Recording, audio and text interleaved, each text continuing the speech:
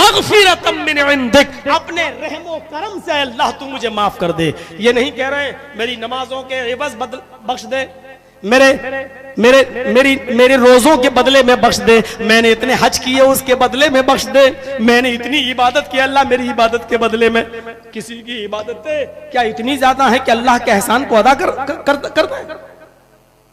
पूरी बॉडी तो छोड़ो, पूरा जिस्म तो छोड़ो, ये 2 आंख है ना, एक आंख के एहसान को अगर तराजू के एक पलड़े पर रख दिया जाए और हमारी और तुम्हारी पूरी जिंदगी की इबादतें तराजू के एक पलड़े पर रख दी जाए तो सारी जिंदगी की इबादतें मिलकर भी अल्लाह के एक आंख जो दी है उसका भी एहसान अदा नहीं कर सकती। तो हमारी इबादतें तो हमें नहीं बख्शवा सकती हैं। आए अल्लाह तेरा रहमो करम, तेरी रहमत, तेरी मग़फ़िरत और तेरी नजरे करम अगर हमारे ऊपर न हुई तो हमें कोई माफ नहीं कर सकता है। आए अल्लाह मुझे अपने रहमो करम से, अपने नजरे करम से बख्श दे।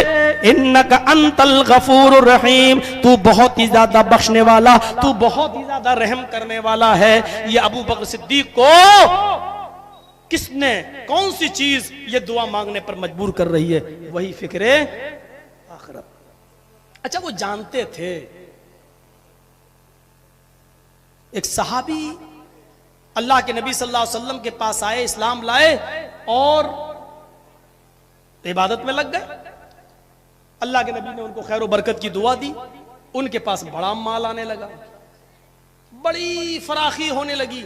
अब वो सोचने लगे कि या अल्लाह ऐसा तो नहीं हो रहा है कि मैं जो नमाजें पढ़ने लगा, इबादत कर रहा हूं, अल्लाह ताला कहीं ऐसा तो नहीं कि हमारी इबादतों का बदला हमें इसी दुनिया में दे रहा हो और आखिरत में हमें महरूम कर दे। दोबारा अल्लाह के नबी के पास आए और कहने लगे अल्लाह के रसूल मुझे नहीं चाहिए दुनिया में ये माल, ये दौलत, कहीं ऐसा तो नहीं कि मेरी इबादतों का इनाम अल्लाह मुझे दुनिया में दे रहा हो और आखिरत में महरूम कर दे। हाय अल्लाह के रसूल मेरे लिए दुआ कीजिए, अल्लाह मुझे दुनिया में ना दे, आखिरत में मुझे इन इबादतों के बदले में अल्लाह और अपने रहमो करम से मुझे बख्श दे, मुझे दुनिया में नहीं चाहिए। अच्छा, सोच क्या थी? उनको थोड़ा सा मिलने लगे, कहीं ऐसा तो नहीं मेरी इबादतों का बदला मिल रहा है, और हमें मिलने लगे अल्लाह ने मेरी सुन ली, अब और पढ़ेंगे। और सोच दूसरी क्या है? मौलाना पता नहीं इतनी दुआ कर रहा हूं अल्लाह कुछ दे ही नहीं रहा। मौलाना आप भी दुआ करिए मेरे लिए, मैं तो बहुत दुआ करता हूं 5। हमारी शिकायत यह है कि हम इबादत करते हमें कुछ मिल ही नहीं रहा। उनकी शिकायत क्या थी? कितनी चेंजिंग आ चुकी है, कितनी चेंजिंग हमारे अंदर। उनकी शिकायत क्या थी? आए अल्लाह कहीं दुनिया ही में तो तू मुझे मेरी इबादतों का हिसाब और किताब और सवाब तो नहीं दे रहा है, आखिरत में कहीं तू मुझे महरूम ना कर दे। हमारी सोच ये है। और मैं ऐसे शख्स को जानता हूं, उसका घर बेचारा लुट गया, बर्बाद हो गया, गुजरात का है, वो जा चुका हूं वही हादसे में। और जब मैं गया तो मैंने कहा भाई पहले तो तुम 5 टाइम की नमाज पढ़ते थे। नहीं पढ़ता हूं अब। मैंने सवाल भी नहीं किया। मैंने कहा यार तुम तो बहुत प्रोग्राम कराते थे मेरे। नहीं कराऊंगा अब। मैंने कहा यार बौखला क्यों रहे हो, क्या बात है? बस ऐसे ही मौलाना साहब आइए चाय पीजिए। और उसने, अल्लाह उसको माफ करे, उसने कहा कि अब ये अल्लाह वल्लाह की बातें स्टेज पे करना हमारे पास मत करना। और ये वो शख्स था जिसने उंगली पकड़ पकड़ कर मुझे स्टेज पे ले गया और प्रोग्राम कराए मेरे। क्यों? कहने लगा इतना बड़ा हादसा, मैं नमाज पढ़ता था, तहज्जुद भी पढ़ता था, क्या किया अल्लाह ने? पूरा घर, मेरी बीवी मारी गई, मेरे बच्चे मारे गए, मेरी लड़कियों के साथ रेप हुए, क्यों नहीं हिफाजत की अल्लाह ने? दिमाग घूम गया उसका, दिमाग घूम गया उसका, जहन चला गया इस तरफ। और 2 जुमले जो मैंने समझाए तो डांट मुझी को सुनना पड़ी। और डर था कि अब तीसरी चौथी मर्तबा कुछ कहूं तो मुझी को गाली न देने लगे। मौका और महल देख कर ना बात करनी चाहिए। इज्जत इसी में थी कि उसकी चाय पियो चले आओ बस वापस। फिर हमने उसको कुछ नहीं कहा, लेकिन तकरीर में मैंने उस वक्त मैंने इसका जिक्र किया, नाम उसका भी नहीं लिया वहां पर। लेकिन आज की तारीख तक वो आदमी अपने आप को अभी तक चेंज नहीं कर सका।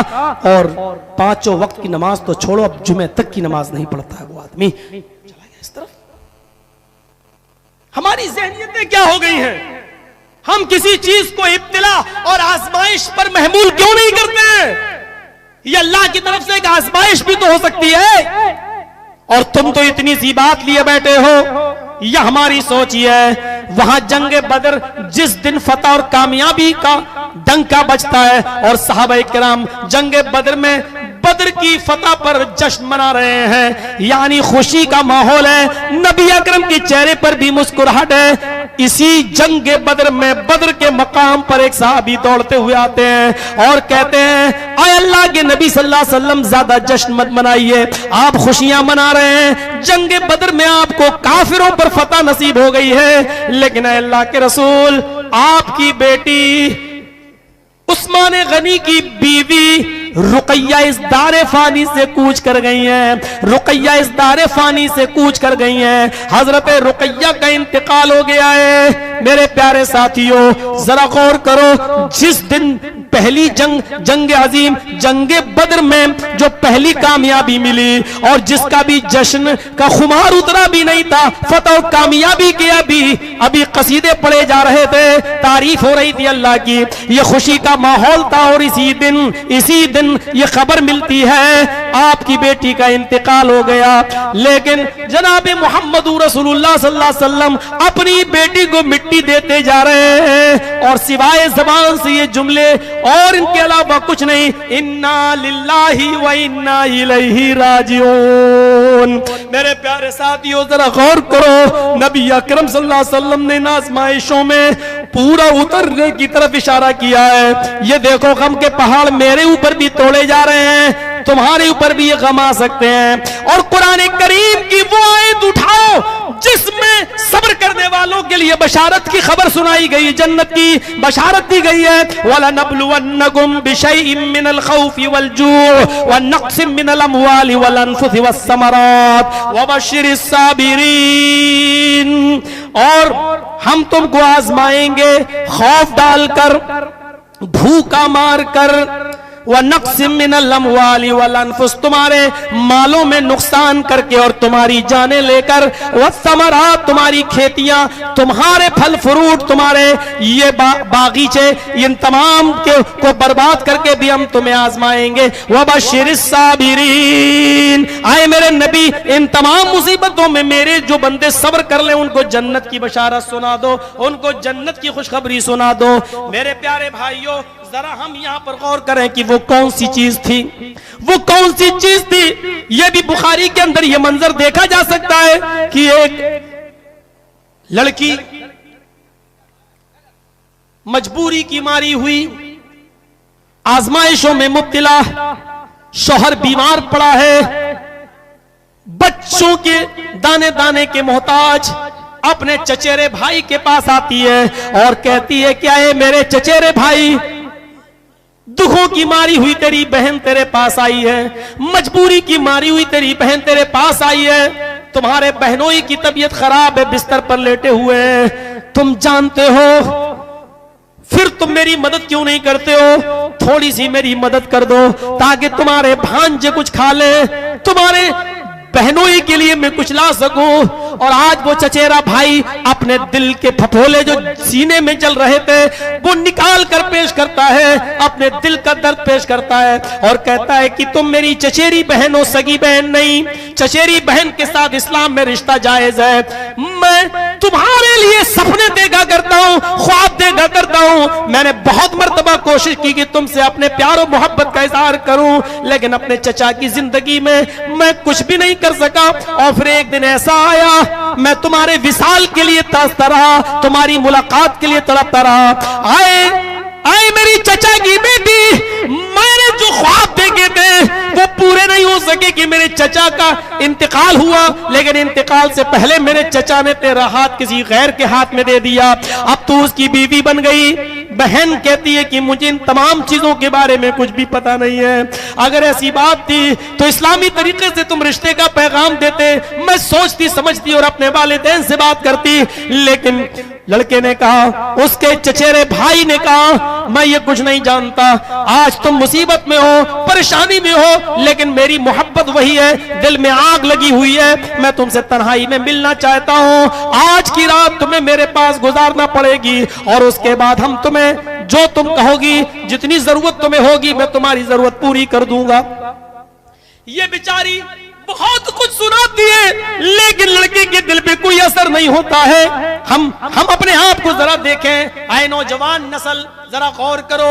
आए कॉलेजेस में पढ़ने वाली मेरी बेटियों, मेरी बहनों, इस कौम की बच्चियों, जरा गौर करो। इस वाक़े को देखिए। वो भी एक औरत थी, कुछ बच्चों की मां भी बन चुकी थी, उसका बाप इस दुनिया में नहीं है। अपने शौहर के इलाज के खातिर, अपने बच्चों को खिलाने दाने पाने के खातिर वो अपने भाई के पास जा रही है। उसका भाई भी रिश्ते में सगा भाई नहीं है, और वो एक रात में आने का सौदा कर रहा है। ये मजबूरी है, मैं क्या करूं, मेरा शौहर बीमार है, बच्चे दाने दाने के मोहताज हैं। इसने कुछ सोचा, और सोचने के बाद ऐसे मौके पर जहन काम न किया, लेकिन इस औरत ने मुस्बत अंदाज में जवाब दे दिया। निगेटिव नहीं, पॉजिटिव जवाब देते हुए फरमाया, ठीक है। उसने कुछ दिरहम इस लड़की को, इस औरत को दे दिए। जाओ अपने शौहर की दवा लो, बच्चों को खिलाओ, रात में जो वादा किया उस वादे के मुताबिक तुम चली आना। शौहर बीमार था, नींद में सोया है, बच्चों को भी गहरी नींद में सुलाती है, और जो वादा था उस वादे के मुताबिक ये जा रही है। दरवाजे को दस्तक देती है। ये नौजवान अपने दिल में ख्यालात पाले हुए हैं, माहौल बना हुआ है। आज हम बरसों पुरानी उस मोहब्बत के जिस्म के साथ खेलूंगा, आज हम खेलेंगे। ये वक्त मौऊद पर वहां पहुंचती है। ख्यालात में जो तस्वुरात उसने अपने जहन में बिठा रखे हैं वो बहुत आसानी से नहीं छूटे। बच्चों की मां बन गई, इसके बावजूद भी उसकी मोहब्बत उसके दिल से नहीं निकली। ये उसके करीब आता है, ये कांप रही है, इसके जिस्म के रोंगटे रोंगटे खड़े हैं, थर्रा रही है, चेहरे का रंग फक हो चुका है, सुर्खी आने लगी है। ये कहता है, अरे मैंने तो ऐसे ऐसे सपने देखे हैं, ख्वाब देखे, और तुम इतना डर रही हो, आगे के रास्ते कैसे तय होंगे? इतना डरोगी तो कैसे काम चलेगा? आओ, अभी तो तुम्हें बहुत कुछ मुझे नवाजना है, और तुम्हारे शौहर और तुम्हारे बच्चों को मुझे देखना है। झट से हाथ पकड़ता है, अपने बिस्तर की तरफ खींचता है। इस औरत ने अपने चचेरे भाई का हाथ पकड़ के झटक दिया, आंखों में आंसू हैं, चीखते हुए कहती है, इत्तक़िल्लाह या इब्नाम, इत्तक़िल्लाह या इब्नाम। आए मेरे चचा के बेटे, आए मेरे भाई, अल्लाह से डर जा, आए मेरे भाई, अल्लाह से डर जा। जरा गौर करो कि इसने रिश्ता कौन सा जोड़ा है, और अपने उस भाई को, जो इसका सगा भाई नहीं, चचाजाद भाई था, जो अपने तसव्वुरात की दुनिया में कहीं और मगन था, कैसे कैसे सपने आज की रात के बारे में सोच रखे थे। मेरे भाइयों, जरा तसव्वुर करो, उसके कान में यह आवाज जाती है, इत्तक़िल्लाह या इब्नाम, आए मेरे चचा के बेटे, अल्लाह से डर जा। तेरी इस बहन ने, अल्लाह की इस बंदी ने आज तक किसी गैर मर्द की तरफ नजर उठा के नहीं देखी है। आज पहला तू वो शख्स है जो मेरे हाथ तक पहुंच गया है, जो मेरे कलाई तक पहुंच गया है, जो मुझे नजरें फाड़ के देख रहा है। मेरे शौहर की और मेरे बच्चों की मजबूरी मुझे यहाँ खींच के ले आई, लेकिन उस मोहर को तोड़ने की कोशिश मत कर जो अल्लाह ने तेरे लिए हलाल नहीं की है। कब्र के फरिश्ते क्या अजाब देंगे, और कब्र के अजाब का तसव्वुर कर, जहन्नम की जासूस तपिश का मंजर अपने दिमाग में बिठा। इतना सा जुमला उसके दिल में घर कर जाता है। तसव्वुरात की दुनिया में रहने वालों, मौलवी जर्जीस की तकरीर का क्या असर होगा वो सुबह तुम्हारे व्हाट्सएप और फेसबुक बता देंगे। कॉलेजेस में और यूनिवर्सिटीज में पढ़ने वाली लड़कियों के फेसबुक और व्हाट्सएप बता देंगे। क्या असरात होंगे वो हमें अच्छी तरीके से मालूम है, लेकिन हम आपको फिक्र आखिरत से फिर जोड़ रहे हैं। उस नौजवान ने जब इत्तक़िल्लाह का जुमला सुना तो अब लरसने की बारी उसकी थी। वो कांप गया, वो थर्रा गया, वो बेकाबू हो गया। उसने कहा, मेरी बहन, तू तो एक काम पर अल्लाह से इतना डरी हुई है, और वो काम तूने अभी किया भी नहीं है, और मैं पूरी जिंदगी मैंने गुनाहों में अपनी गुजार दी है। आए मेरी बहन जा, मैंने तुझे माफ किया है, जा मैंने तुझे छोड़ दिया है, वो दीनार भी मैंने वो दिरहम भी मैंने बख्श दिए हैं, मैं तुझसे नहीं मांगूंगा, वो मेरा हल्का सा ताउन है। फिर भी तुझे जब जरूरत पड़े तो मेरे पास आ जाना, मैं तेरी और भी मदद करूंगा। इसके बाद वो औरत जाने लगी। जाते जाते इस नौजवान ने इतना कहा, मेरी बहन कल कयामत के दिन जब अल्लाह मेरे अमलों का हिसाब किताब मुझसे ले और मेरे अमलों की पादाश में मुझे जहन्नम की सजा सुनाई जाए और मैं जहन्नम में जाने लगूं, आए मेरी बहन तो अल्लाह के दरबार में खड़ी होकर इतना जरूर कह देना, क्या अल्लाह मैं इस बात की गवाही देती हूँ कि जब मैंने तेरा नाम लिया और तेरा खौफ जब मैंने इसको दिलाया तो तेरे खौफ की वजह से इसने मुझसे जिना का इरादा तर्क कर दिया और उसने उसी वक्त तौबा कर ली जिनाकारियों मक्कारियों यारी और अय्याशी से। इतनी गवाही जरूर दे देना, तेरी इस गवाही की वजह से शायद अल्लाह मुझे बख्श दे। मेरे भाई उसके बाद उस औरत ने दरवाजे से निकल जाना बेहतर समझा। वो निकल जाती है, आंखों में आंसू निकलते हैं और अपने घर वापस आ जाती है। इंसान को मजबूरियां, इस औरत को तो एक मजबूरी वहां तक लेकर गई। मेरी कौम की बच्ची हो, तुम्हारे सामने कौन सी मजबूरियां हैं कि तुम गैर मुस्लिम लड़कों के साथ अफेयर करो? तुम्हारे साथ कौन सी मजबूरियां हैं कि तुम कैंटीन में उनकी होटलों में उनके साथ बैठकर चाय पियो? मेरी कौम की बच्ची हो, इस्लाम को क्यों पालाए ताक रखती हो? वो इस्लाम जिसने तुम्हें इज्जत की चार दीवार पर कायम किया है और इज्जत के मीनारे पर तुम्हें बुलंद किया है, तुम्हारी हैसियत क्या थी वो तुम्हें अच्छी तरीके से मालूम है कि जब तुम 3 साल की हो 4 साल की हो जाया करती थी तो तुम्हें ज़माने जाहिलियत के अंदर 3 और 4 साल का हो जाने के बाद तुम्ही जैसी बच्चियों का बाप नहलाकर धुलाकर तैयार करके तुम्हें मेले के बहाने जंगलों में ले जाया करता था और वो गड्ढा खोदा करता था और जब गड्ढा खुद जाया करता था तो कहता था बेटी इस गड्ढे में झांक कर देखो तुम्हारी मां तुम्हें नजर आएगी। और वो 4 साल की गुंजाई नाशगुफ्ता वो बेचारी अनखिली कली जब झांक कर देखती थी तो पीछे से उसका बाप धक्का देता था, वो गहरे गड्ढे में गिर जाया करती थी, वो गहरे गड्ढे में गिर जाया करती थी। रसूल रहमत पड़ी अबुल कलाम आजाद की, वो गहरे गड्ढे में गिर जाया करती थी और जब गिर जाती थी तो फिर पीछे से उसका बाप उसके ऊपर मिट्टी डालना शुरू कर दिया करता था। वो बेचारी अपने मासूम हाथों से मिट्टी हटाती थी, लेकिन कितनी हटाती, आखिर उसी मिट्टी के अंदर उसको दफन कर दिया जाता था। मेरे प्यारे, मेरी प्यारी बहनों, मेरी कौम की बच्चियों, इस माहौल से तुम्हें मोहम्मद रसूलुल्लाह ने नजात दिलाई है, तुम्हें इज्जत दी है, तुम्हें बुलंदी के मकाम पर फाइज किया है। ये जहेज का चलन तो आज चला है, वरना इमाम कायनात ने मेहर लेने का हक तुम्हें दिया है, माल शोहर से लेने का हक तुम्हें दिया है। ये तो हमारी जिहालत को बर्बरियत है कि आज लड़की का माँ बाप लड़की को पाले भी, पोसे भी, बड़ा भी करे, 20-25 साल का जवान भी कर दे और उसके बाद उसके निकाह के मौके पर फ्रिज भी दे, मोटरसाइकिल भी दे, बेड भी दे, बिस्तर भी दे और बर्तन भी दे।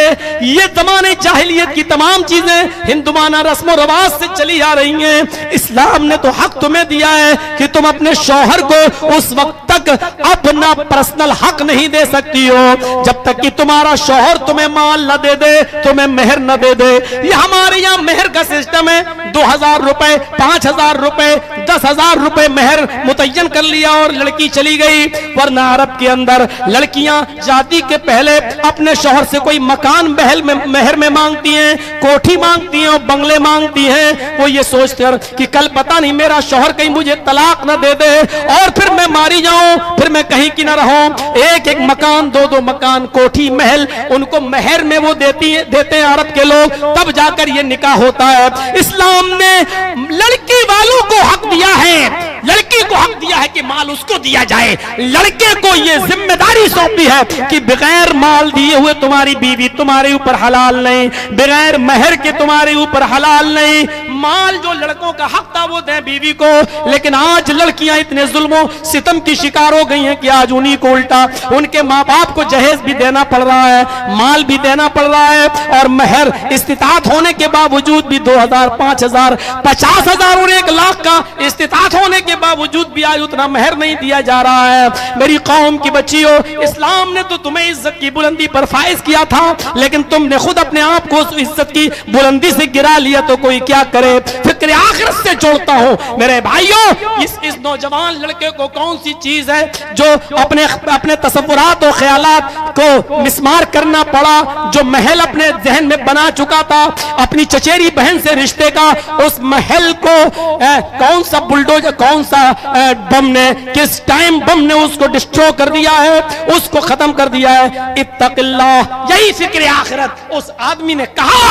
अल्लाह के यहाँ कल ये गवाही दे देना, शायद तेरी गवाही से अल्लाह मुझे बख्श दे। मेरे प्यारे साथियों, जरा तसव्वुर करें, हमारे पास फिक्र आखिरत नहीं है। फिक्र आखिरत अभी निकलेंगे, अरे कहते हैं मौलवी, करते तो मौलवी भी, फिर बात नहीं हो जाएगी।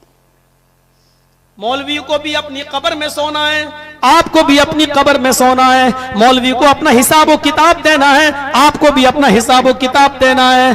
आइए अब मैं एक ऐसे मंजर की तरफ आपको लाना चाहता हूं, एक ऐसे मंजर की तरफ आपको लाना चाहता हूं जिसको अल्लामा शमसुद्दीन ज़हबी ने अपनी किताब किताबुल कबाइर के अंदर नकल किया है। अल्लामा ज़हबी किताबुल कबाइर के अंदर नकल करते हैं कि एक रोशन ज़मीर हबशी, एक रोशन ज़मीर हबशी, हबशी आप जानते हैं अक्सर जो काले कलूटे, जिनकी शक्ल सूरत बड़ी ब्लैक कलर की होती है, एक रोशन ज़मीर हबशी एक मस्जिद के अंदर बैठा हुआ है। नबी अकरम उसी मस्जिद के अंदर खुतबा भी दे रहे हैं। दौरान तकरीर रोशन ज़मीर हबशी उसको सुन रहा है, नबी अकरम के लफ्जों को सुन रहा है। अल्लाह के नबी उस मस्जिद के अंदर बैठकर जो खिताब कर रहे हैं, उस खिताब के एक एक लफ्ज को वो गौर से सुनता है। अल्लाह के नबी ने फरमाया, लोगों, जब जहन्नम को 1000 साल तक जलाया गया, मैं फिर फिक्र आखिरत से आपको जोड़ रहा हूं, जहन्नम को जब 1000 साल तक जलाया गया तो जहन्नम सफेद हो गई। फिर मजीद अल्लाह ताला ने उसको 1000 साल तक जलाया तो वो जहन्नम सुर्ख हो गई। फिर अल्लाह ने मजीद उसे जहन्नम को 1000 साल तक जलाया तो वो जहन्नम जलकर सियाह और काली हो गई। आज भी वो जहन्नम काली है, आज भी वो जहन्नम काली है, आज भी वो जहन्नम सियाह है, आज भी वो जहन्नम काली है। और अल्लाह ताला ने उस जहन्नम को चारों तरफ से पैक कर रखा है। सुई के सुराख के बराबर भी अगर अल्लाह उसमें से सांस कर दे, सुई के सुराख के बराबर भी अगर अल्लाह उसमें से सांस कर दे तो उस सांस से, सुई के सुराख के बराबर जो सांस आए, उस सांस से जो गर्म हवा निकलेगी, उस गर्म हवा से ये पूरी दुनिया कब जलकर राख हो जाए किसी को पता भी नहीं चलेगा, किसी को पता भी नहीं चलेगा।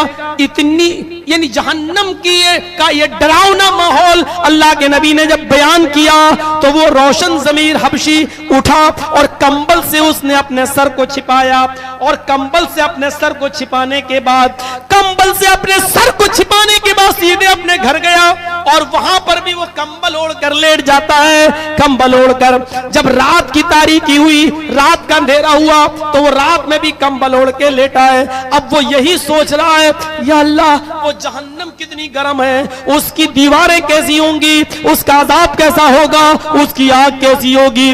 दुनिया की आग भी जिस आग से पनाह मांगती हो तो वो आग कैसी होगी। चीख सोचता रहा 1000 साल तक जलाया गया तो सफेद हो गई, फिर 1000 साल तक जलाया तो सुर्ख हो गई, फिर 1000 साल तक जलाया तो काली हो गई।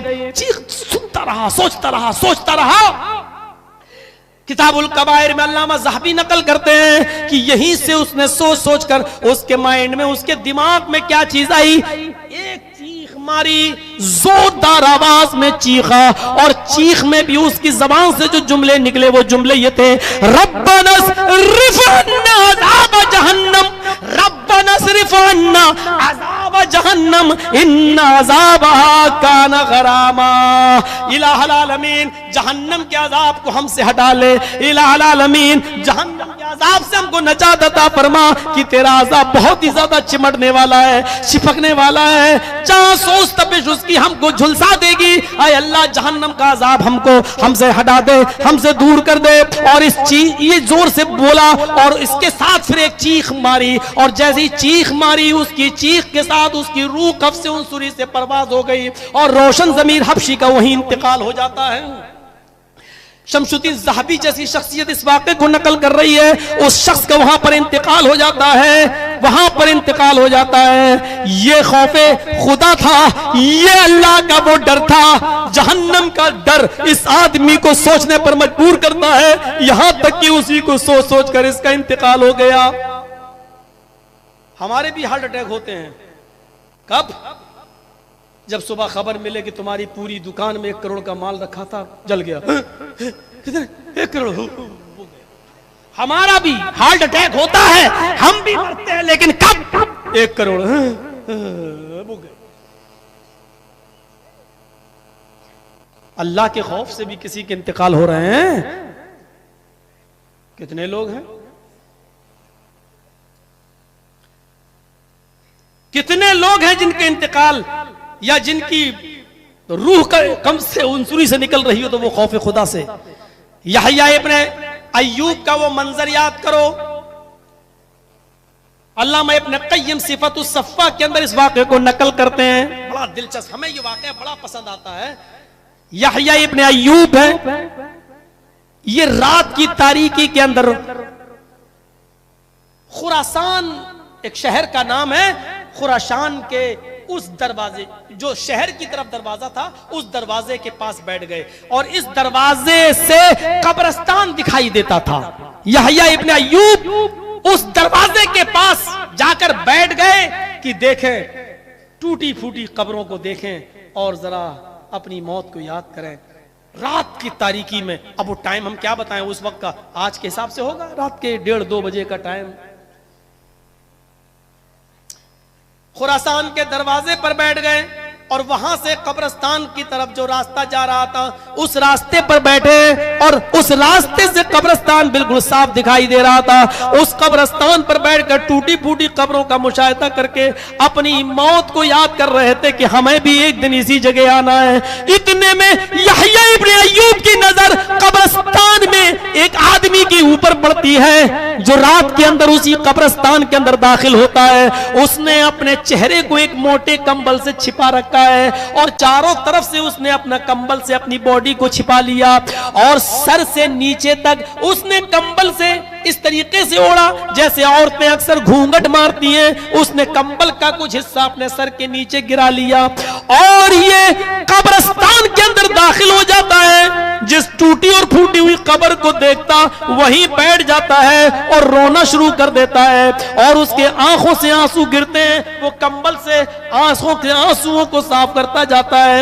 यहया इब्ने अय्यूब कहते हैं कि मैं उस खुरासान के उस कब्रिस्तान के पास जाता हूं जिस कब्र के पास ये बैठा हुआ है कि चलूं और इस अपनी मौत को याद करने वाले अल्लाह के इस नेक बंदे से जाकर मैं भी इबरत हासिल करूं, इससे मुलाकात करूं कि ये कौन है। यहया इब्ने अय्यूब फरमाते हैं मैं चुपके से उसके पीछे गया और मैंने उसको पीछे से उसकी पीठ पर थपथपाया। उसने पीछे मुड़ के देखा, डर के कोई आसार उसके चेहरे पर नहीं थे, सिर्फ आंसू थे। जब उसने पलटकर मेरी तरफ देखा तो मैंने पहचानने में देर नहीं की, ये उस इलाके की मारूफ शख्सियत सादून थे। ये सादून थे। मैंने कहा सादून ये क्या है? हजरत सादून ने कहा यहया आओ तुम भी है और हम भी यहाँ पर मौजूद हैं, आओ और उस दिन को याद करें जब लोगों के नामे अमाल उनके हाथ में दे दिए जाएंगे। एक एक बुराई और एक एक नेकी उसके अंदर दर्ज होगी कबल इसके कि हमारे अमाल नामे हमारे हाथ में दिए जाएं और हमें खोलना पड़े। उससे पहले हम अपने गुनाहों की स्याही को धुल लें और इस जगह पर बैठकर अपनी मौत को याद कर लें। इन टूटी और फूटी हुई हड्डियों को देख कर याद करें ये हमसे अच्छे कपड़े पहना करते थे, ये हमसे अच्छी ग़िज़ा खाया करते थे, ये हमसे अच्छा सोचा करते थे, लेकिन आज इनकी हड्डियों के साथ, इनके जिस्म के साथ ये क्या मामलात आए हैं। हजरत सादून ये नसीहतें कर रहे हैं, यहया इब्न अय्यूब ने चीख मारी उनकी नसीहतें सुनकर और बेहोश होकर उसी कब्रिस्तान में गिर गए। हजरत सादून की चूंकि कुर्ते की आस्तीन लंबी थी, उन्होंने थोड़ा सा और निकाला और अपने आस्तीन, कुर्ते की आस्तीन से उनकी पेशानी का पसीना पोंछने लगे और उनको होश में लाने की कोशिश करते रहे। थोड़ी देर के बाद यहया इब्न अय्यूब को जब होश आता है तो हजरत सादून कहते हैं, आए यहया, आज खौफ खुदा बंदी से अगर तुम्हारी रूह कब्ज़ से उनसरी से परवाज हो जाती, आज अगर तुम मर जाते, आज अगर तुम्हारा इंतकाल हो जाता तो तुमसे बड़ा खुश नसीब कोई नहीं होता, तुमसे बड़ा खुश नसीब कोई नहीं होता, क्योंकि ये रूह तुम्हारी खौफ खुदा की वजह से निकलती, अल्लाह के खौफ की वजह से निकलती। मेरे प्यारे साथियों, इस तरीके से लोग वहां पहुंचकर अपनी मौत को याद किया करते थे, कब्रिस्तान में जाया करते थे और वहां जाकर अपनी मौत को याद किया करते थे। ऐसे ही अल्लाह के नबी ने नहीं फरमाया, ज़ूरुल मकाबिर, कब्रिस्तान जाया करो, कब्रों की ज़ियारत करो, वहां जाकर तुम्हें अपनी मौत याद आएगी। बड़ी आलीशान कब्रों को देखकर मौत याद आएगी। रोजाना गुलाब का अतर छलका जाता हो,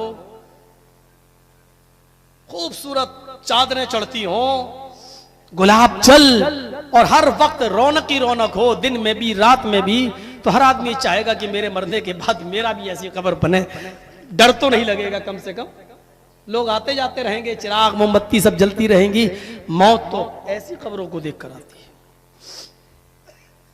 जरा तसव्वुर करिए, आपका कब्रिस्तान कहां है हमें नहीं मालूम, लेकिन आप अपने जहन को जरा उस कब्रिस्तान में ले जाइए। किसी के बाप उसी कब्र में दफन है, किसी की मां उसी कब्र में दफन है, किसी के बाप उसी कब्र में किसी की मां है। तुम गुलछर्रे उड़ा रहे हो, ऐशो इशरत में मस्त हो, दीनदारी के रास्ते तुमने छोड़ रखे हैं। तुम्हारा बाप तुम्हारी कब्र में तुम्हारी तरफ से एक दुआ का इंतजार कर रहा है कि मेरा बेटा कोई नेक काम करे कि उसकी बुरूदत मुझे मिले, मेरा बेटा कोई अमले स्वाले करे कि उसकी ठंडक मुझे मिले। गौर करो आज हम कहां पहुंच गए हैं। हम जरा तसव्वुर करें कि एक दिन हमें भी उसी जगह पर जाना है, हमारा भी वही ठिकाना है। और यकीन ना आए तो इसको इस तरीके से सोचो कि हजरत उस्मान गनी रज़ियल्लाहु ताला अन्हु के सामने जब जहन्नम का तज़किरा किया जाता तो उनकी आंखों में आंसू नहीं आते, जब जहन्नम का अज़ाब बयान किया जाता तो वो कभी नहीं रोते, जब जहन्नम की दर्दनाक कैफियत बताई जाती और जहन्नमियों को कौन कौन से अज़ाब दिए जाते, जब ये जिक्र होता तो वो कभी नहीं रोते, लेकिन जब कब्र के अज़ाब का तज़किरा उनके सामने होता तो वो रोते।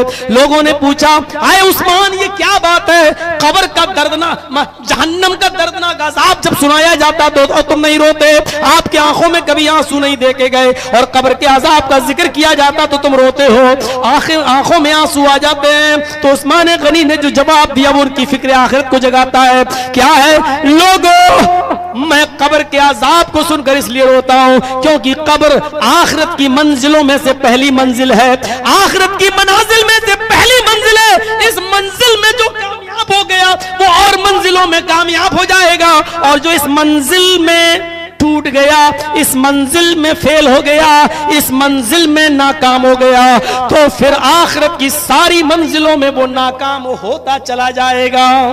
इसलिए मैं रोता हूं, ये पहली मंजिल है, पहली मंजिल।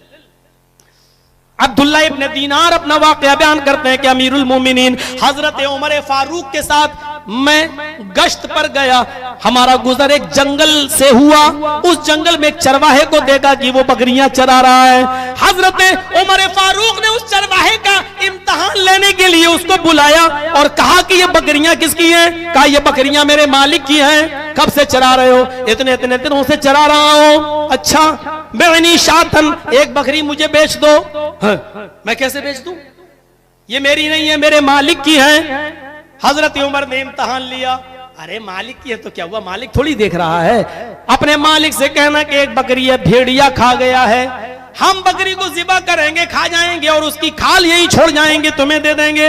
अपने मालिक को खाल दिखा देना, खून लगा हुआ दिखा देना और बता देना कि एक बकरी भेड़िया खा गया है। उसने कहा अपनी जबान को लगाम दे, बकवास बंद कर, तू नहीं जानता है कि मैं किस मजहब का पैरोकार हूँ। सुनो आए अजनबी आदमी, मैं तुझे जानता तो नहीं हूँ कि कौन हूँ, तुम कौन हो, लेकिन इतना सुन लो कि मैं आज अपने मालिक से झूठ बोल सकता हूँ कि एक बकरी भेड़िया खा गया, लेकिन उस मालिक को कयामत के दिन क्या जवाब दूंगा जो मेरे मालिक का भी मालिक है। हजरत उमर फारूक की आंख में आंसू आ गए, उसको उसी जगह पर नजरअंदाज कर दिया और चले आए। दरबारे खिलाफत में आते हैं और आप अपने ही सरगोशी करते हैं, अपना ही प्लानिंग बनाते हैं कि उस नौजवान, उस चरवाहे के साथ क्या किया जाए। वो बेचारा किसी का गुलाम है, उसको अल्लाह की इबादत करने का ज्यादा मौका नहीं मिलता, वो अपने मालिक की गुलामी में लगा रहता है। अल्लाह का बेचारा कितना हक अदा कर पाता होगा। उसको बैतुल माल की से कीमत देकर उसको छुड़ाना चाहिए और उस आदमी को आजाद कर देना चाहिए। अमीरुल मोमिनीन ने 2 आदमियों के जरिए उस चरवाहे को बुलाया और उसके मालिक को भी बुलवाया। मालिक और चरवाहा दोनों आए और जैसी दरबारे खिलाफत में पहुंचे तो बकरी चराने वाले चरवाहे ने देखा है ये तो उमर है, अमीरुल मोमिनीन, उसके तो होश उड़ है। आज सजा देंगे, बकरी क्यों नहीं दी थी तूने, आज क्या होगा मेरा है? वो ऐसा दौर थोड़ी था कि मीडिया भी हमारी गुलाम हो, हम जो कहें वो बोले और अगर उसके खिलाफ बोला तो इस्तीफा देना पड़ेगा। हजरत उमर फारूक को देखा, कहता अमीरुल मोमिनीन, कहा चुप रहो, तुम्हें बोलने की इजाजत किसने दी, इधर आओ। किसके गुलाम हो? इनके। तुम्हारा गुलाम है? हाँ। इसकी जरूरत मुझे है, बेचोगे? मालिक का भी सर चढ़ गया। हाँ, उमर फारूक तो खलीफा हैं, अच्छी कीमत देंगे। कहा कि नहीं नहीं मैं बेचूंगा नहीं। कहा कि कीमत अच्छी ले लो, जो बोलोगे वो दे दूंगा, लेकिन ये गुलाम मुझे चाहिए। अब वो गुलाम भी कहने लगा आज तक मैंने आपका दिल नहीं तोड़ा अपने मालिक से, फिर आप मुझे क्यों बेचेंगे, किसी दूसरे के हवाले क्यों करेंगे? वो जानता था कहीं ऐसा ना हो गई, उमर के सजा में तो तलवार से नीचे कुछ है ही नहीं। मालिक ने कहा अच्छी कीमत मिलेगी तो मैं दे दूंगा। उसने जितनी रकम मांगी, हजरत उमर ने बैतुल माल के कैशियर को हुक्म दिया दे दो, गुलाम को ले लिया। अब वो कहता अमीरुल मोमिनीन मैंने पहचाना नहीं। मैंने सुनो, तुमने जो ये कहा था कल कि मैं अपने मालिक से तो झूठ बोल सकता हूं, लेकिन उस मालिक को क्या जवाब दूंगा जो हमारे मालिक का भी मालिक है। इस कलमे की वजह से मैं तुम्हें आजाद कर रहा हूं। खरीदा, बैतुल माल से कीमत दी और उसको आजाद किया और क्या कहा, जाओ आजाद कर रहा हूं मैं तुम्हें इस कलमे की वजह से। और इसी तरीके से तकवे के साथ, आखिरत की फिक्र के साथ अगर तुम अपनी जिंदगी गुजारते रहे तो मुझे उम्मीद है कि यही कलमा, यही खौफ खुदा, यही फिक्र आखिरत तुम्हें कयामत के दिन जहन्नम से भी नजात दिला देगी। गुलामी से तो नजात इस कलमे की वजह से मिल गई, लेकिन अगर इसी तरीके की जिंदगी गुजारते रहे तो यही कलमा, यही सोच, यही फिक्र आखिरत तुम्हें कल कयामत के दिन जहन्नम से भी निजात दे देगी। इस जगह पर हम अपने आप को सोचें और अपने आप को लाएं और देखें कि हम और आप कहां खड़े हैं। हर मुसलमान को सोचना चाहिए। इमाम बुखारी ज़ैद इब्ने साबित रज़ी अल्लाह ताला अन्हु का एक असर नकल करते हैं। इमाम बुखारी अल अदबुल मुफरद में ज़ैद इब्ने साबित रज़ी अल्लाह ताला अन्हु का एक असर नकल करते हैं। उनके घर कुछ मेहमान आए, ज़ैद इब्ने साबित के घर कुछ मेहमान आए, उन्होंने खाना खिलाया और अजान की आवाज सुनी तो चलने लगे। अजान की आवाज सुनी तो मस्जिद की तरफ जाने लगे, उनके मेहमान भी उनके साथ जाने लगे। हजरत ज़ैद इब्ने साबित छोटे छोटे कदम बढ़ाते हैं, छोटे छोटे कदम, मस्जिद में जा रहे हैं तो छोटे छोटे कदम रखते हैं, छोटे छोटे कदम रखते जा रहे हैं। मेहमानों ने पूछा अरे थोड़ा सा तेज चलिए, छोटे छोटे कदम ऐसे ऐसे। आप क्या कहेंगे मौलवी जर्जी अगर ऐसे चले, बीमार हो क्या मौलाना, क्या हुआ, खाना ना नहीं मिला क्या? मेहमानों ने कहा कि छोटे छोटे कदम रखने की वजह क्या है? फरमाया मैं छोटे छोटे कदम इसलिए रख रहा हूं क्योंकि अल्लाह के नबी सल्लल्लाहु अलैहि वसल्लम का फरमान है, मस्जिद की तरफ जितने ज्यादा कदम उठेंगे उतनी ज्यादा नेकियां मिलेंगी। मैं छोटे छोटे कदम रखने की वजह यह है कि ज्यादा कदम हो जाए, उनकी तादाद ज्यादा हो जाए, ताकि हमारी नेकियां ज्यादा बढ़ जाएं। ये नेकियां ज्यादा बढ़ाने का जज्बा हमें फिक्र आखिरत से ही जोड़ रहा है, हमें फिक्र आखिरत से जोड़ रहा है। हमें इस जगह पर लाकर अपने आप को सोचना चाहिए, किसी भी नेकी को हमें मामूली नहीं समझना चाहिए, रब को बख्शने के लिए बहाना चाहिए। शायद उसी नेकी की वजह से अल्लाह रब्बुल आलमीन हमारी मग़फ़िरत फरमा दे। जरा हम इस मामले पर भी आए और सोचें, इस मामले को देखें जिसको इस्तिआब के अंदर अल्लामा इब्न अब्दुल बर ने नकल किया है। अल्लामा इब्न अब्दुल बर ने नकल किया है, सुलेमान तैमी एक ताबई गुजरे हैं, सुलेमान तैमी एक ताबई गुजरे हैं। इनके इंतकाल का जब वक्त आया तो रो रहे थे, काफी रोए, लोग बैठ गए, रोना बंद ही नहीं कर रहे हैं, क्या बात है?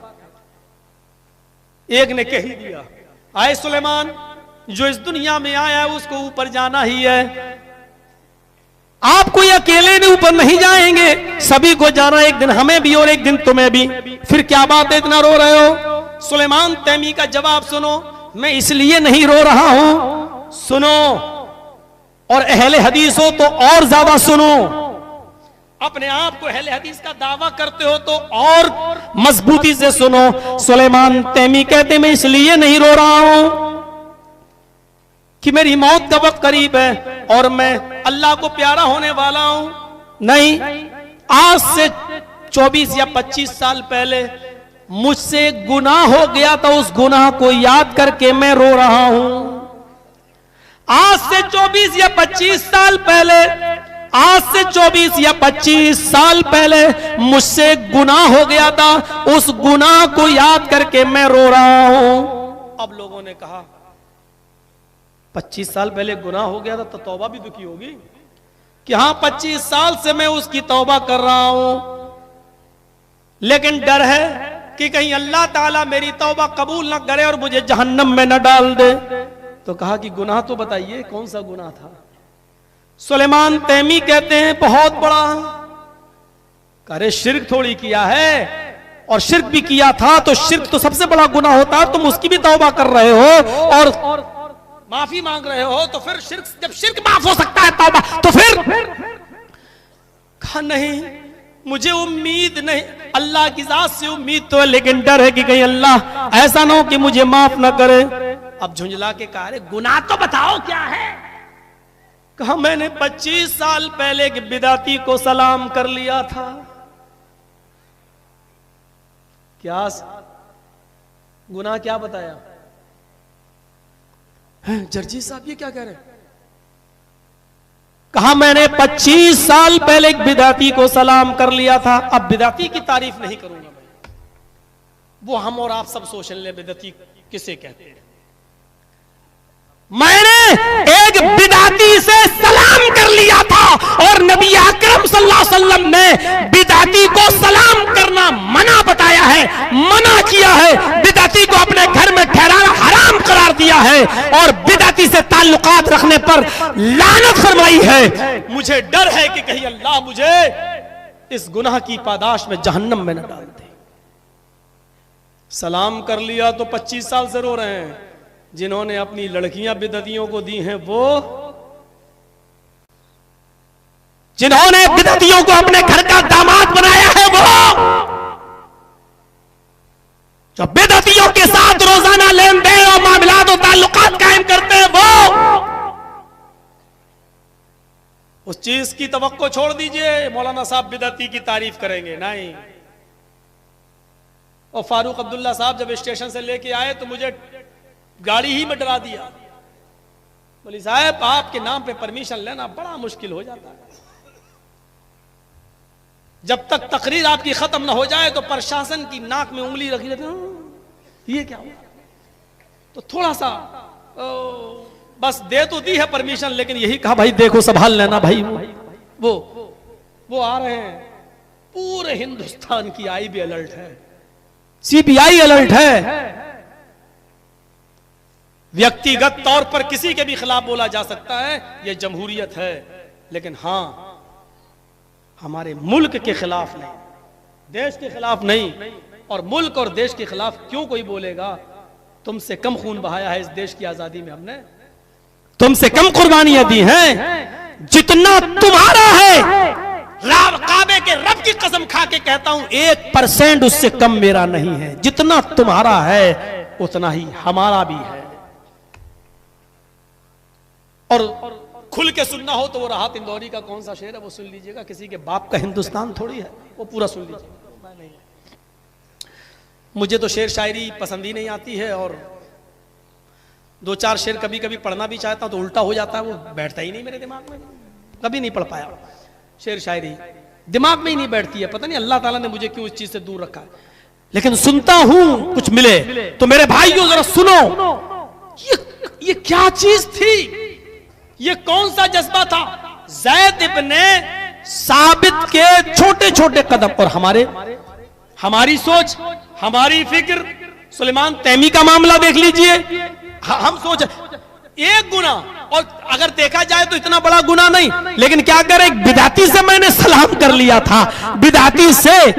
यही तो अल्लाह का शुक्र है। मौलवी जर्चीज के अंदर लाख बुराइयां हो सकती हैं, लेकिन कभी मैंने समझौता नहीं किया है इस मामले में। अपने मनहज, अपने उसूल और अपने ज़ाब्तों के साथ न कभी झुका हूं न कभी झुकूंगा, इंशाअल्लाह। इंशाअल्लाह 1000 बुराइयां हो सकती हैं मेरे अंदर, लेकिन मनहज के साथ कभी समझौता नहीं। सुलेमान तैमी ने बड़ी बात कही है, और इसको जानबूझकर मैं कह रहा हूं, फिक्र आखिरत देखिए, मुझे डर है कहीं अल्लाह मुझे जहन्नम में न डाल दे। और उसकी तौबा कब से कर रहे हैं? 25 साल से। क्यों इतने दिनों से तौबा कर रहे? फिर फरमाया कि फिर भी डर है कहीं ऐसा ना हो कि अल्लाह ने मेरी तौबा कबूल न की हो, कहीं ऐसा ना हो कि अल्लाह ने मेरी तौबा कबूल न की हो, फिर मेरा क्या बनेगा? जरा अबू सुफियान को देखिए, अमीर माविया के बाप, अमीर माविया के वालिद अबू सुफियान फतेह मक्का के दिन इस्लाम लाते हैं। जिस दिन मक्का फतह होता है उसी दिन वो इस्लाम कबूल करते हैं, उसी दिन इस्लाम कबूल करते हैं, फतेह मक्का के दिन इस्लाम कबूल करते हैं। गौर कीजिए, जब ये फतेह मक्का के दिन इस्लाम लाने के बाद नबी अकरम सल्लल्लाहु अलैहि वसल्लम के हाथ पर बैत करते हैं और इस्लाम के तरीके पर जिंदगी गुजारते हैं। जब इनका इंतकाल होने लगा, जब इनके इंतकाल का वक्त करीब आया, और अबू सुफियान अमीर माविया के बाप अबू सुफियान जब बिल्कुल मर्जुल मौत में मुब्तला है, उनकी रूह निकलने वाली है, तो उनके अहल वयाल, उनके घर वाले रोने लगे, आंखों में आंसू आ गए। अबू सुफियान ने अपने बच्चों को, अपनी बीवी को रोते हुए देखा, अपने बेटों और बेटियों को, अपनी बहनों को रोते हुए देखा, तो कहा कि मुझे बिस्तर से उठाओ। उनको उठाया गया, अपने बेटे और बेटियों को अपने करीब किया, और अपनी बहन को अपने करीब किया, अपने भाइयों को अपने करीब किया, और फरमाया तुम रोते क्यों हो? तुम रो नहीं, तुम्हारा बाप अपने बच्चों से कहा, तुम्हारा बाप इस 3rd क्लास की जिंदगी से 1st क्लास की तरफ जा रहा है, ये 3रे दर्जे की जिंदगी से पहले दर्जे की जिंदगी की तरफ जा रहा है, 3rd क्लास से 1st क्लास की ओर जा रहा है। और ये मेरा दाहिना हाथ देखो। अबू सुफियान कहते हैं, अल्लामा इब्न क़य्यिम अल-जौज़ी ने तलबीस इब्लीस के अंदर इस वाक़े को नकल किया है कि इस मेरे हाथ को देखो, आए मेरे बच्चों, इस हाथ ने फतेह मक्का के दिन, फतेह मक्का के दिन इस्लाम कबूल करने के बाद जनाबे मोहम्मद रसूलुल्लाह सल्लल्लाहु अलैहि वसल्लम के हाथ को छुआ है। मैंने नबी के हाथ पर बैत की है, और जिस दिन से मैंने नबी अकरम के हाथ पर बैत की है, उस दिन से लेकर अब तक मैंने कोई गुनाह नहीं किया है, कोई भी गुनाह मुझसे नहीं हुआ है। हम अपनी उन नेकियों की बुनियाद पर यह कह सकते हैं कि तुम्हारा बाप 3rd क्लास से 1st क्लास की ओर जा रहा है। बकिया थोड़ी बहुत जो कसर है वो तुम दुआओं के जरिए पूरी कर देना, हमारे लिए जन्नत की और जन्नतुल फिरदौस की दुआ करते रहना। हमने अपनी जानकारी में और नॉलेज के मुताबिक बैत जिस दिन से रसूलुल्लाह के हाथ पर मैंने की है, उस दिन से मैंने कोई गुनाह नहीं किया है। अपने नेकियों पर नजर रखने वाली शख्सियतें और अपने गुनाहों पर भी नजर रखने वाली शख्सियतें थी कि कितने गुनाह हुए। जब एक नौजवान बिस्तर पे सोने जाए तो सुबह से लेके शाम तक का हिसाब ले, मैंने आज कितनी नमाजें पढ़ी, कितने यतीमों के सर पर मैंने हाथ फेरा, कितनी बेवा औरतों का चूल्हा जलाया, कितने गरीब बच्चों को हमने पेट भरा, और कितने गुनाह किए, रोजाना वो हिसाब किया करे। और अब्दुल्ला इब्ने उमर की तरह कि अल्लाह के नबी ने कहा था कुन फिद दुनिया का अन्नका गरीबुन औ आबिरु सबील। हाय अब्दुल्ला, दुनिया में इस तरह रहो जैसे कोई मुसाफिर रहता है, कोई अजनबी रहता है। इज़ा अस्बहता फला तंतज़िरिल मसा, जब सुबह हो जाया करे तो शाम का इंतजार न किया करो, और जब शाम हो जाया करे तो सुबह का इंतजार मत किया करो। पता नहीं सुबह या शाम में तुम मुर्दों में लिख के जाओ या जिंदों में लिख के जाओ। मेरे भाइयों, ये सारी चीजें हमें फिक्र आखिरत से जोड़ रही हैं, फिक्र आखिरत से जोड़ रही हैं। नबी अकरम सल्लल्लाहु अलैहि वसल्लम की जिंदगी लोगों को फिक्र आखिरत से जोड़ती रही। कभी आपने फरमाया तुदन शम्सु यौमल क़यामत का मिक़दार मील, कयामत के दिन ये सूरज 1 मील के फासले पर होगा, 1 मील के फासले पर होगा। इस हदीस को बयान करने वाला रावी कहता है, मुस्लिम शरीफ की रिवायत है, कहता है कि मील अरबी जबान में जमीन की मसाफत को भी बोला जाता है। 1 मील गया, 2 मील गया। और मील अरबी जबान में सुरमेदानी की सलाई को भी बोला जाता है, जिसको सुरमेदानी में डाला जाता है और सुरमा निकाल कर आंख में लगाया जाता है। यह सुरमेदानी की सलाई को भी अरबी में मील कहा जाता है। सुलैम आमिर इस हदीस के रावी हैं, फरमाते हैं मादरी मा यानी बिल मील। अल्लाह के नबी ने फरमाया कि सूरज 1 मील के फासले पर होगा। अल्लाह की कसम मुझे नहीं मालूम 1 मील से क्या मुराद है। सूरज जमीन की एक मसाफत के बराबर दूर होगा, यह हमारे सर से सुरमेदानी की सलाई के बराबर इतना दूर होगा, हमें नहीं मालूम। बस मील कहा अल्लाह के रसूल ने, वो जमीन की मसाफत की वो होगी या सुरमेदानी की सलाई के ऊपर। मेरे भाइयों, इस तरीके से अल्लाह के नबी सल्लल्लाहु अलैहि वसल्लम फिक्र आखिरत से लोगों को जोड़ रहे हैं। फरमाया लोग उसी हदीस के अंदर मुस्लिम की सिफतो कयामा में अल्लाह के नबी सल्लल्लाहु अलैहि वसल्लम फरमाते हैं, इसी हदीस के आगे फरमाते हैं कि लोग अपने अपने आमाल के मुताबिक पसीने के अंदर डूबे होंगे, कुछ टखनों के बराबर, कुछ घुटनों के बराबर, कुछ कमर के बराबर, और कुछ ऐसे होंगे जो उसी के अंदर डुबकियां मार रहे होंगे, अपने पसीने के अंदर गोते लगा रहे होंगे, गोते लगा रहे होंगे और डुबकियां मार रहे होंगे। इसलिए फरमाया कि तुम अल्लाह के से डरो, वलौ की तमरतिन, अगरचे खजूर का एक टुकड़ा हो उसको भी सदका और खैरात कर दिया करो, उसको भी किसी गरीब को खिला दिया करो, उसको भी किसी गरीब और यतीम बच्चे को दे दो। अपने आप को जहन्नम से बचाओ, वत्तकुन, अपने आप को जहन्नम से बचाओ। और फरमाया वलो बिशिक्क तमरा, अगरचे खजूर के एक टुकड़े को सदका और खैरात करके ही बचा सकते हो, बचाओ। फिक्र आखिरत से अल्लाह के नबी सल्लल्लाहु अलैहि वसल्लम जोड़ रहे। कभी आपने फरमाया लौ तालमून मालम लज़हकतुम कलीलन वला बगई तुम कसीरा। लोगों, जो चीजें मैं जानता हूं जहन्नम के अज़ाब के बारे में, जो मैं देख कर आया हूं, जो मैं जानता हूं, वो तुम्हें नहीं मालूम। अगर मैं तुम्हें बता दूं, अगर उस चीज का इल्म तुम्हें हो जाए, लज़हकतुम कलीलन वला बगई तुम कसीरा, तो तुम्हें रोना कमाए, तुम्हें हंसना भूल जाओगे और रोते रोते अपनी जिंदगी गुजारोगे। लज़हकतुम कलीलन, हंसोगे कम, वला बगई तुम कसीरा, और रोगे ज्यादा। तिरमिज़ी अब्वाबुज़ ज़ुहद के अल्फाज तो ये हैं, वमा तलज़्ज़ज़ बिन निसा, तुम औरतों से लज्जत हासिल करना भी छोड़ दोगे, अपनी बीवियों को तर्क कर दोगे। वाला खरजतुम इला सुअदात, और बियाबान जंगलों में चले जाओगे, बियाबान जंगलों का रुख इख्तियार कर लोगे। तजरून इलल्लाह, अल्लाह अल्लाह कह के कर वहां अपनी जिंदगी गुजार लोगे। यानी दुनिया में सबसे ज्यादा लज्जत तुम अपनी बीवियों से हासिल करते हो। अगर अज़ाबे इलाही के नमूने अगर मैं तुम्हें बता दूं और वो चीजें तुम जान जाओ जो मैं जानता हूं, तो तुम अपनी बीवियों को तर्क कर बैठोगे, शादियां छोड़ दोगे, जंगलों में चले जाओगे, हंसना भूल जाओगे और रोते रोते अपनी जिंदगी खत्म कर लोगे। अल्लाह अल्लाह कहकर जंगलों में पत्ते चबा चबा कर अपनी जिंदगियां खत्म कर लोगे। यानी तुम अपनी बीवी के करीब नहीं जाओगे, लज्जत हासिल नहीं करोगे। इस तरीके से जनाब मोहम्मद रसूलुल्लाह सल्लल्लाहु अलैहि वसल्लम लोगों को फिक्र आखिरत से जोड़ रहे हैं। हजरत आयशा सिद्दीका है, नबी अकरम बैठे हुए हैं, आप फरमाते हैं युहशरुन्नास यौमल क़यामति हुफ़ातन औरातन गुरला। आयशा, क़यामत का दिन होगा, लोग अपनी कब्रों से नंगे पैर उठेंगे, नंगे जिस्म उठेंगे, गुरला गैर मख्तून उठेंगे, किसी का खतना नहीं। जैसे बच्चा माँ के पेट से बगैर खतने के पैदा होता है, ऐसी लोग कब्रों से बगैर खतने के उठेंगे, अपने इसी हाल में उठेंगे। हजरत आयशा सिद्दीका फरमाती हैं अर्रिजालु वन्निसाउ जमिया, क्या मर्द भी औरतें भी? अल्लाह के नबी ने फरमाया हाँ आयशा, मर्द भी औरतें भी मैदान महशर में सब बरहना होंगे, सब नंगे होंगे, बगैर खतने के होंगे, उनके जिस्मों पर कोई कपड़ा नहीं होगा। हजरत आयशा सवाल करती हैं आका आय अल्लाह के नबी, आय इमाम कायनात, ओ मेरे सरताज, यंजुरून बाज़ुहुम इला बाज़, क्या यंजुर बाज़ुहुम इला बाज़, क्या एक दूसरे को देखेगा? क्या मर्द औरतों को देखेंगे, औरतें मर्दों को देखेंगी? अल्लाह के नबी फरमाते हैं हाँ आयशा, मर्दों की नजरें औरतों पर भी पड़ेंगी, औरतों की नजरें मर्दों पर भी पड़ेंगी। हजरत आयशा कहती है आय अल्लाह के नबी, तब तो औरतें मारे शर्म के मर जाएंगी, तब तो औरतें मारे शर्म के मर जाएंगी जब मर्द उनकी तरफ नजरें उठा के देखेंगे।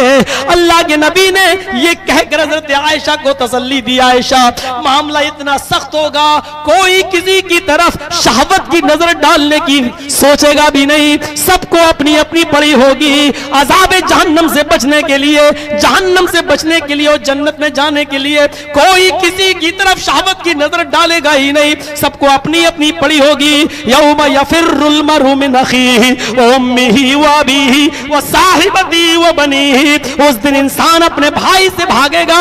यौम यफिर्रुल मरउ मिन अखीही व उम्मिही, बेटा अपनी माँ से भागेगा, व अबीही, बेटा अपने बाप से भागेगा, व साहिबती, शौहर अपनी बीवी से भागेगा।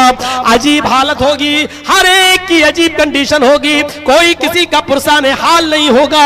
शौहर की नेकियां तोली जाएंगी तो बीवी छिप जाएगी, कहीं मुझसे मेरा शौहर नेकी ना मांग बैठे, बीवी की नेकियां तोली जाएंगी तो शौहर छिप जाएगा, कहीं मुझसे मेरी बीवी नेकी का सवाल न कर बैठे, भाई की नेकी तोली जाएगी तो दूसरा भाई छिप जाएगा कि मेरा ये भाई मुझसे नेकी ना मांग बैठे, बहन की नेकियां तोली जाएंगी तो भाई छिप जाएगा, मेरी बहन मुझसे नेकी का सवाल न कर बैठे, भाई की नेकियां तोली जाएंगी तो बहन छिप जाएगी, कहीं मेरा भाई मुझसे नेकी का सवाल न कर बैठे। एक एक इंसान को अपनी अपनी पड़ी होगी। ये फिक्र आखिरत है। खुद जनाब मोहम्मद रसूलुल्लाह फिक्र आखिरत से इतने मरूब हो चुके थे, इतने मरूब हो चुके थे कि वक्त कबल अज वक्त आपके चेहरे पर बुढ़ापा आ गया, चेहरे की ये झुर्रियां आ गई, खाल सिकुड़ने लगी, बालों में सफेदी आ गई। सहाबा अर्ज कर रहे हैं अल्लाह के नबी क्या बात है, आपके ऊपर कबल अज़ वक्त बुढ़ापा कैसे? आपकी उम्र तो इतनी नहीं हुई कि आपके बालों में सफेदी आ जाए, आपकी उम्र तो इतनी नहीं हुई कि आपके चेहरे पे झुर्रियां आ जाए। लोगों ने आज खून का टेस्ट करके और टेंशन इलाज बताया है, ये बालों के सफेद होने का नजला या टेंशन, ये जितना ज्यादा होगा उतने जल्दी बाल। ये मोहम्मद रसूलुल्लाह ने ये मेडिकल साइंस 1400 साल पहले बताई है। फरमाया कि हाँ मेरी उम्र इतनी नहीं कि कबल अज़ वक्त से पहले मेरे बाल सफेद हो जाएं, मेरे चेहरे पे झुर्रियां आ जाएं, लेकिन सूरह क़यामा ने, सूरह दहर ने, सूरह मुल्क ने, सूरह हाक़ा ने मुझे बूढ़ा कर दिया। कुरान की इन सूरतों ने मुझे बूढ़ा कर दिया। इन सूरतों में क़यामत का जो मंजर पेश किया है, इन मंजर के टेंशन ने, इसकी फिक्र ने और फिक्र आखिरत ने मुझे बूढ़ा कर दिया। मैं सोऊं तो कैसे सोऊं, आराम की नींद बिस्तर पे जाऊं तो कैसे सो जाऊं, और कैसे मुझे नींद आ जाए कि जहन्नम के अजाब का खटका है और जहन्नम की जासूस तपिश है। इन सूरतों ने मुझे बूढ़ा कर दिया। इन सूरतों ने, मेरे प्यारे साथियों, ये फिक्र आखिरत थी जो जनाब मोहम्मद रसूलुल्लाह सल्लल्लाहु अलैहि वसल्लम लोगों के दरमियान पैदा कर रहे हैं। 2 घंटे की स्पीच काफी है। 6 घंटा लेट आई है गाड़ी। जो गाड़ी 12 बजे आना थी इटावा में, वो सुबह 5 बजे वहां 5 बजे पहुंची। यहाँ आते आते 6 घंटे हो गई। कल की रात गई, आज की गई, तकरीर खत्म करके फिर बनारस भागना है। बनारस से उल्टा जहाज है मेरा, पहले दिल्ली और दिल्ली से फिर बागडोरा। समझ सकते हैं ना, 4 बजे पहुंचेंगे तो कल का भी दिन जाएगा, कल की रात भी जाएगी। तो अल्लाह खुद कहता है कि हमने किसी पर इतना बोझ नहीं डाला कि आप बर्दाश्त न कर सको, आप भी मत डालिए। ये फिक्र आखिरत थी। मेरे भाइयों, मैं कभी आपके इस इलाके में कभी चंदे वंदे की गर्ज से नहीं आया, लेकिन इस मरतबा एक मस्जिद का मामला मुझे खींच के लाया है और वो दो लोग उस मस्जिद के जो मुतवल्ली और जिम्मेदार हैं वो आए हैं मेरे साथ। ये मदरसे के बगल में वो इटावा या मौलाना जर्जीज का कोई बैनर लगा होगा छोटा सा, आप थोड़ा सा ताउन कर दें। बहुत ज़्यादा ज़रूरत हमें नहीं है, सारा काम तो अल्लाह का शुक्र हो ही गया, बस 1.5-2 लाख रुपए की ज़रूरत है। आप अगर कर देंगे तो हमें थोड़ा सा और जो स्टेज पे देना चाहे वो स्टेज पे दे जाएं और जो बाहर देना चाहे वो बाहर दे दें। इतना सा था। अल्लाह ताला हम सब के अंदर फिक्र आखिरत पैदा फरमाए और आखिरत के दिन के लिए हमें तैयारी करने की तौफीक अता फरमाए।